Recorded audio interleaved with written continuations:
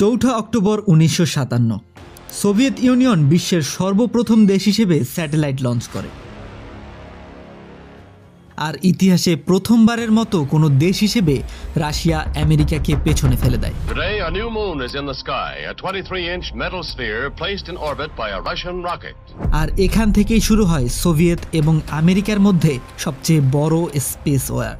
2025 সালে এসে আরেক দেশ চায়না আমেরিকার ওয়ার্ল্ড সুপার পাওয়ার হওয়ার স্বপ্নকে একদিনেই গুড়িয়ে দিয়েছে। এক চাইনিজ টেক কোম্পানি তাদের AI model DeepSeek R1 launch করে এবং তাদের দাবি ডিপসিক ম্যাথ এবং রিজনিং এর মতো বিষয়ে এখন পর্যন্ত বিশ্বের অন্য সব অ্যাডভান্স চ্যাটবটের থেকে বেটার। অর্থাৎ ওপেন এআই এর ChatGPT-1 মডেল, গুগলের জিমিনাই অ্যাডভান্স এবং মেটার লামা এর মতো টেক জায়ান্টদের নিমিষেই পেছনে ফেলে দিয়েছে ডিপসিক।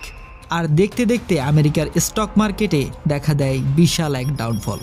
বিশ্বের সবথেকে ভ্যালুয়েবল কোম্পানি এনভিডিয়া, যারা মূলত হাই কোয়ালিটির কম্পিউটার চিপ তৈরি করে থাকে, তাদের স্টক 17% নিচে নেমে যায়। আর লসের খাতায় একদিনের হিসাব দাঁড়ায় $589 মিলিয়ন, যা পৃথিবীর ইতিহাসে কোনো কোম্পানির জন্য সবথেকে বড় লস।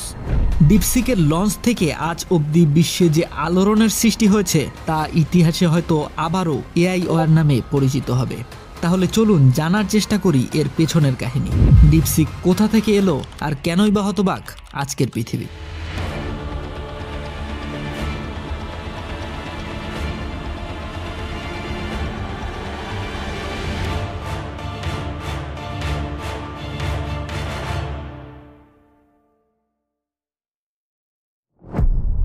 ডিপসিক হচ্ছে চ্যাটজিপিটির মতোই একটি Chinese open source AI model, যার প্রতিষ্ঠাতা লিয়াং ওয়েনফেং। 2015 সালে লিয়ান হাই ফ্লায়ার নামে একটি হেজ ফান্ড প্রতিষ্ঠা করেন, যার কাজ ছিল এআই ব্যবহার করে ইউজারদের ট্রেডিং অ্যানালাইজ করা। 2019 সাল নাগাদ তিনি তার হেজ ফান্ডকে নেক্সট স্টেপে নিয়ে যাওয়ার জন্য হাই ফ্লায়ার এআই এস্টাবলিশ করেন। তবে বরাবরই তার স্বপ্ন ছিল এমন একটি এআই তৈরি করা যা হবে দুনিয়ার সবথেকে অ্যাডভান্স। আর তার এই স্বপ্নকে বাস্তবায়িত করতে হেজ ফান্ড থেকে আসা তার জমা পুঁজি নিয়ে সাইড প্রজেক্ট হিসেবে শুরু করেন কাঙ্ক্ষিত এআই তৈরির স্বপ্নযাত্রা। আর ঠিক 2 বছর পরে মাত্র কয়েক মিলিয়ন ডলার খরচ করে তিনি লঞ্চ করেন ডিপসিক R1 মডেল। আর লঞ্চের পরপরই ডিপসিকের পপুলারিটি হয়ে যায় আকাশচুম্বী, কারণ ডিপসিকের পারফরমেন্স কিছু কিছু মামলায় আজকের সবথেকে অ্যাডভান্স এআই মডেলকেও ছাড়িয়ে যায়। আর্টিফিশিয়াল অ্যানালাইসিসের গ্রাফগুলোর দিকে একটু খেয়াল করুন।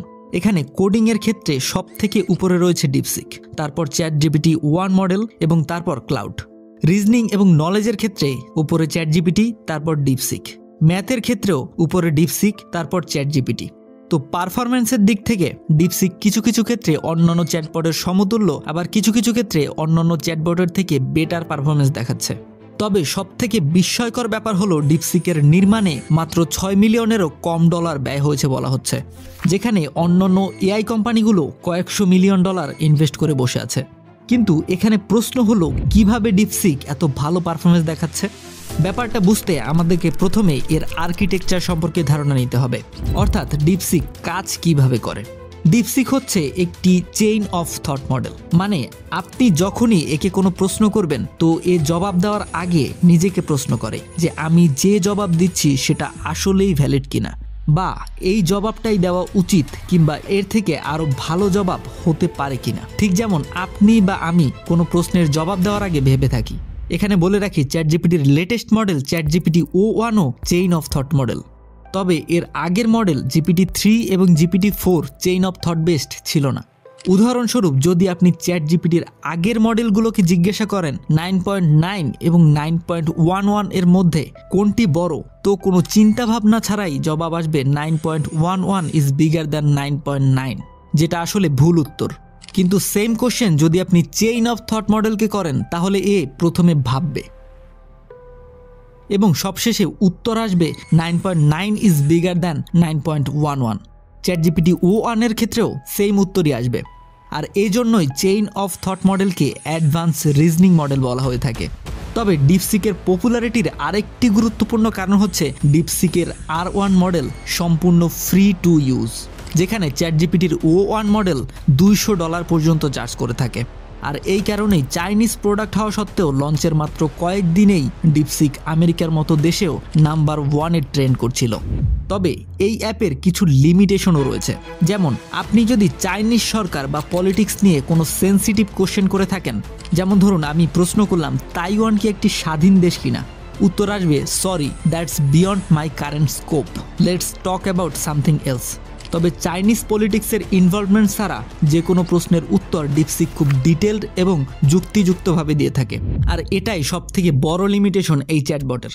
তবে ওপেন সোর্স হওয়ার দরুন আপনি চাইলে এর কোড ডিরেক্টলি ডাউনলোড করতে পারেন এবং আপনার নিজের সিস্টেমে রান করতে পারেন, এমনকি চাইনিজ সরকারের দেওয়া এই সেন্সরশিপ বাইপাসও করতে পারেন। এআই এর ব্যবহার আমাদের গ্রাউন্ড লেভেল ইউজারদের জন্য অনেক হেল্পফুল হলেও কান্ট্রি লেভেলে গিয়ে আজকের দিনে সেটা এআই ওয়ারে রূপান্তরিত হচ্ছে। 2022 সালের দিকে আমেরিকান সরকার বহির্বিশ্বের কাছে হাই কোয়ালিটি চিপ এক্সপোর্টে ব্যান লাগিয়েছিল এনভিডিয়ার মতো কোম্পানির উপর, বিশেষ করে চায়নার মতো কান্ট্রির কাছে, যাতে এআই রেসে আমেরিকাকে টক্কর দেওয়ার মতো কেউ না আসে। এবং সেই কারণেই চায়না যখন ডিপসিক লঞ্চ করে তখন এনভিডিয়ারই সব থেকে বেশি ডাউনফল লক্ষ্য করা যায়। তবে ক্রিটিক্সদের মতে ডিপসিকের ইউজ আগামীর জন্য থ্রেট হিসেবে গণ্য হতে পারে, আর তারা এজন্য দায়ী করছেন চাইনিজ সরকারের কোম্পানি পলিসিকে। চাইনিজ সরকারের সাইবার সিকিউরিটি রুল অনুযায়ী সব চাইনিজ কোম্পানিকে বাধ্য করা হয় যেন তারা তাদের ব্যবহারকারীদের ডাটা চীন ভিত্তিক সার্ভারে সংরক্ষণ করে, এবং সরকার চাইলে এসব ডাটা ব্যবহার করতে পারবে যে কোনো সময়। মার্কিন সিকিউরিটি স্পেশালিস্টরা ইতোমধ্যেই ডিপসিকের ব্যবহার থেকে বিরত থাকার জন্য পরামর্শও দিয়েছে। তবে কনক্লুশন হচ্ছে চায়না ছাড়াও ইতিপূর্বে অন্যান্য টেক কোম্পানির বিরুদ্ধেও ডেটা লিকিং এর অভিযোগ উঠেছে বারবার। More than 530 million Facebook users, including full names, birth dates, phone numbers, and more, has reportedly been found posted online for the world to see. উদাহরণ হিসেবে ফেসবুক, অ্যামাজন, এমনকি চ্যাট জিপিটিকেও নেওয়া যেতে পারে। তাহলে আপনার কি মতামত? আমাদের কি উচিত এই এআই রেভলিউশনে পায়ে পা মিলিয়ে এগিয়ে যাওয়া? অবশ্যই লিখে জানাবেন কমেন্ট বক্সে। এআই রিলেটেড কোনো প্রশ্ন থাকলে কিংবা ডিপসিক সম্পর্কে আরও বিস্তারিত জানতে চাইলে কমেন্ট বক্সে জানাতে পারেন। ভিডিওটি ইনফরমেটিভ লাগলে অবশ্যই বন্ধুদের সাথে শেয়ার করতে পারেন। তাছাড়া এমন ভিডিও প্রতিনিয়ত দেখতে চ্যানেলটি সাবস্ক্রাইব করে পাশে থাকা বেল আইকনটি অল করে দিবেন। দেখা হবে আবারও নতুন কোনো টপিক নিয়ে। ততদিন পর্যন্ত সুস্থ থাকুন, ভালো থাকুন।